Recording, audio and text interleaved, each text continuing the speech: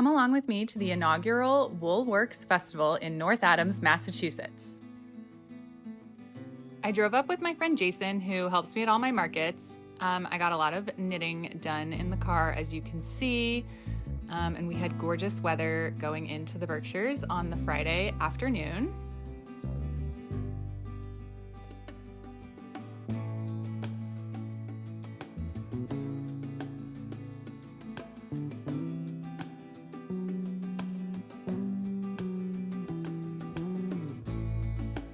We were staying in a beautiful hotel in downtown North Adams. We had this gorgeous view of the old town and of the mountains in the background and some church spires, which was really lovely. There was this weird statue thing, art installment. We're not 100% sure what it was. For some reason, we never made it over there to look if there were any signs or anything, so not really sure what that was. The Friday night, we went out to dinner at the Fright Yard pub, which was really lovely. They had a lovely outdoor patio. They had a very extensive beer list, and I got some more knitting done. This was the sort of area that the Fright Yard pub was in. It kind of looked like an old, rundown Western town, which was really interesting. And Jason had to stop and get some photos, of course, of the architecture.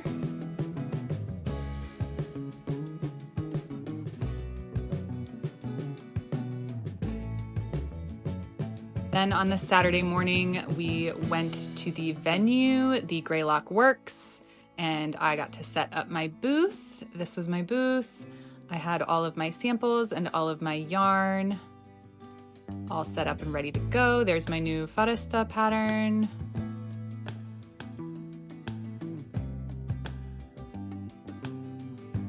Some new yarn I got from Green Mountain Spinnery in Vermont. My new silk merino fluff yarn. And yeah, just all of my old classics. There's my Florafetti vest.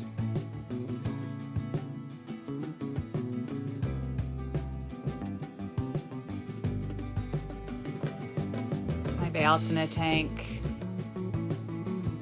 And Woolworks had made these beautiful signs for us with our business names on them, which was really cool. This was the space. There were tables for gathering and for workshops and lectures and classes. There was loads of vendors. The lighting was fantastic, even though it was a bit stormy that day. It was still a beautiful, big, well-lit venue. And as the shopping sort of wound down in the afternoon, I got a lot more knitting done while sitting in my booth and chatting to a few customers.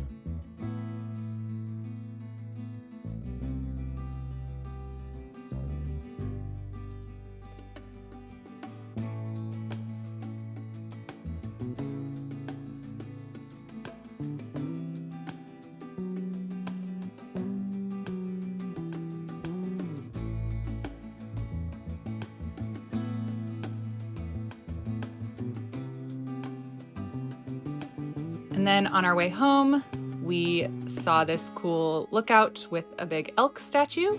So naturally, again, Jason had to stop and take photos, and we just got to breathe in the fresh air, and it was a really lovely end to our trip. So last week was the inaugural Woolworks Festival in North Adams, Massachusetts, and I was a vendor there. And so I just wanted to pop in and give you a quick little recap of my experience. It was a really lovely time. The venue was fantastic. The organizers were fantastic. There was amazing vendors, amazing workshops and lectures and stuff about the science of wool. It was all very, very cool. And I will put in some footage and stuff of that. I didn't take as much video as I wanted to, of course, because I just always get busy and overwhelmed with vending, but it was such a great time. I had really amazing conversations with customers coming around my booth, so that was really nice. And yeah, it was a really good time. I did not make many sales. It wasn't a great sales event. But I think part of that was just like it was new. And so there weren't as many attendees as maybe there could have been. It was also like pouring down rain. There was like really bad storms that day. So that wasn't great. Um, and it's also just, I think it's hard to sell yarn in July. Oh, we're going to be joined by Ghost shortly, I believe. Maybe. But it was still a really good time. And I hope they keep doing it. I hope that it runs again next year. I think if I were to do it again, I would maybe pivot my offerings a little bit. But it was definitely a really cool event. It was really fun to see all my vendor friends that I don't really get to see much in the summer. So yeah, so Woolworks was very fun. I did buy a couple of things, so I just want to show off what I bought. Oh yep, there's Ghost. Hi, Ghost. I actually, one of the things I bought, I don't have with me. So my friend Sarah from Golden Earth Designs was there selling pottery, mugs, vases, buttons, all sorts of ceramic stuff. And a friend of mine wanted a cow mug. She has these really cute, I'll maybe try to find a picture and put it here so you can see, but it's basically this mug, but then instead of the stockinette stitch heart, it just has a cow on it. She also has like a chicken one. She has a sheep one. I have a sheep one, but it's a different shape. But yeah, it's this really, they're massive. They're the perfect mug. This is my everyday mug. I drink tea out of this every single morning. And so yeah, I bought one of those for my friend. It's actually her second Golden Earth mug. Every time I go to a festival, I feel like this friend texts me and is like, "Can you buy me a chicken mug? Can you buy me a cow mug?" Um, which I love doing because I love supporting my friends.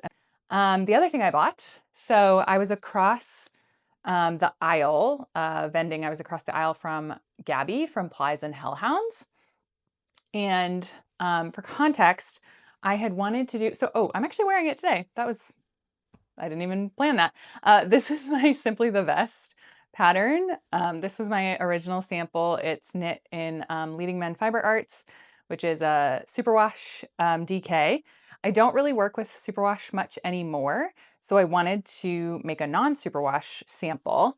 And so I had this lovely pinky red from Plies and Hellhounds. This is the Revival DK, and this color is Gable, I believe.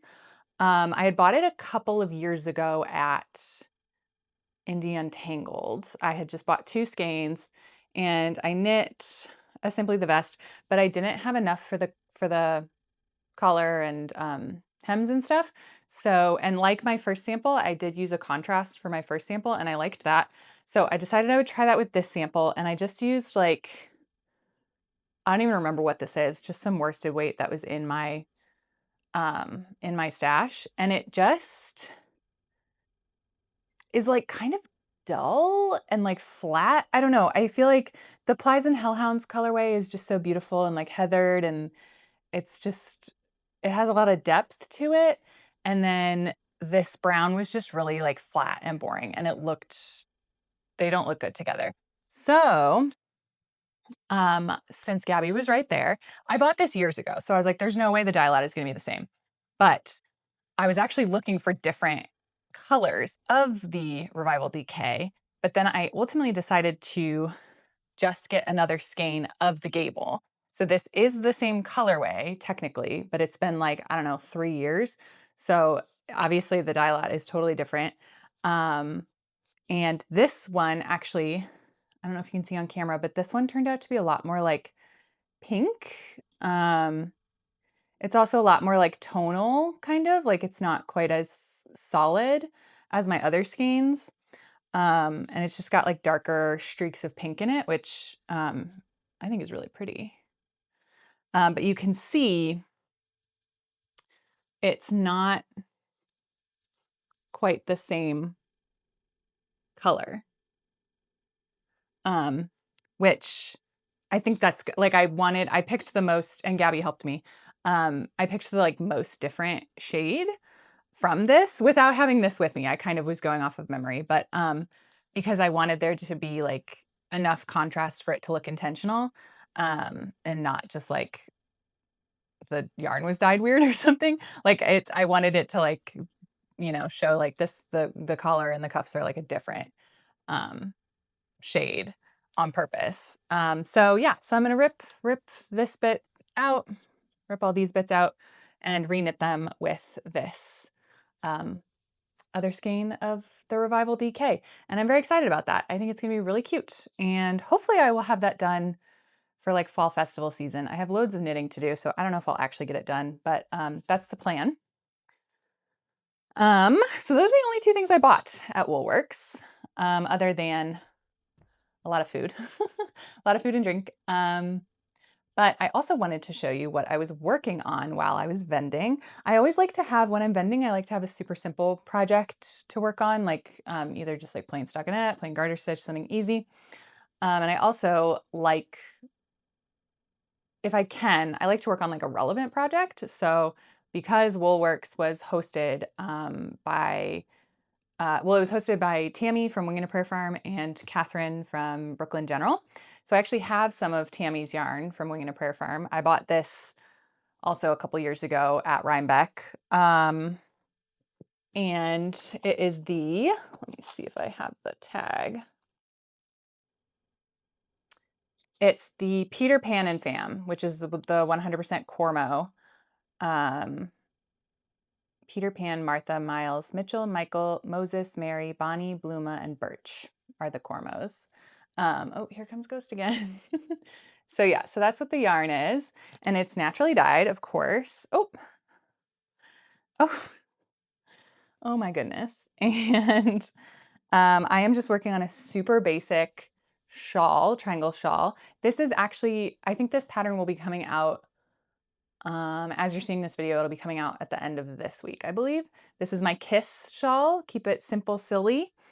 And this is my like full size version. I have a bunch of, I think I showed you in a previous video, maybe in my last diary. I have a bunch of smaller like bandana size samples that I made out of my own yarn. But I wanted a big shawl that would be more of an actual like warming thing, like something that would provide warmth rather than just like a fun accessory to show off. Those bandanas are pretty much going to live in my booth and be samples for my own yarn, whereas this one I actually wanted to wear. So I had 3 skeins of the Cormo. I had one of this like pink, purpley pink sort of speckled dyed one, and then I had one of this like golden color. And then I have one more of the pink. And so what I'm going to do is, oh, and Ghost is eating it. What I'm doing is just, I did a big section of the pink, a skinnier section of the gold, and then I'll do another big section, or well, it'll be a skinnier section because of course it's a triangle shawl. So it keeps getting like wider as you go. So then I'll do the last skein of the pink, and then I'm gonna save a little tiny bit of the gold. I'm not gonna use all of it in this section, and then just do like an edging in the gold. And I think that'll be really nice. But I just wanted to show you, so the Woolworks was from 10 a.m. to 6 p.m. And I wasn't knitting the whole time because of course I did like, you know, wander around and talk to people and stuff like that. And I was selling too, but I just wanted to show you how much progress I actually made on the day. I don't know if you can see, but I started right here. I put this marker right here. So I started here on the actual day, and then I finished here. Right here is my other marker. So yeah, I did a pretty decent chunk, like that much. And yeah, that was really fun. Although it was kind of funny. So I didn't wash these skeins before I started knitting with them. And stop that. I believe, I'm not sure, but I think the pink is either like a logwood or maybe like a lock or something, maybe cochineal. I'm not sure, but whatever it is, it's a pretty strong dye. And so it does stain your hands like purple if you knit with it a lot, which is totally fine. That happens all the time with natural dyes. It can be mitigated a little bit if you like rinse the yarn before you knit with it. And I just totally forgot to do that with these. So I did end up with like dark purple hands. I'll throw in a picture here because I think I took a picture. It was like really, really dark. And I actually, the yellow too, I'm not sure what the yellow is dyed with, maybe like marigold or something. But the yellow is also crocking a little bit on my hands, but it's not as aggressive because it's closer to my skin tone, so it's not quite as bad. But the purple is like really, really bad. And I thought about, I've already wound all of the skeins. Like I've wound my second pink skein already. And I thought about like winding it back into a hank and washing it before knitting with it. But I realized I just don't really care. I'm just gonna have purple hands. That's fine. It was just kind of a good reminder to like, next time wash your skeins. But yeah, so that's my Kiss shawl. That'll be coming out shortly. And yeah, I hope you enjoyed this footage of the inaugural Wool Works. I hope if they run it again next year, you will consider going. It's a really fun event. I hope they make it even bigger, maybe a 2-day festival, maybe like a retreat style thing could be fun. Because the other thing is the Berkshires are like gorgeous in the summer, right? Like we had lovely temperatures. We did have some storms on the actual day of the festival, which wasn't great, but we managed to get in before the storm started and we managed to get out before the storms restarted. So it was kind of just raining while we were like inside, which as a vendor was great because I didn't have to worry about like packing in my stuff during a storm. But some of the attendees who came in were a little, they looked a little damp. So not the best weather, but the weekend overall was really nice. It was lovely weather the day before and the day after. So yeah, it's a nice little place to vacation for the weekend. So yeah, so that's Woolworks. Thank you for watching this video. I know it's short. I just wanted a quick little update for you guys. I know I've sort of been absent the last few weeks. There's a lot going on. I'll tell you all about it in my next video diary. But yeah, thanks for watching. If you enjoyed this video, please like and subscribe.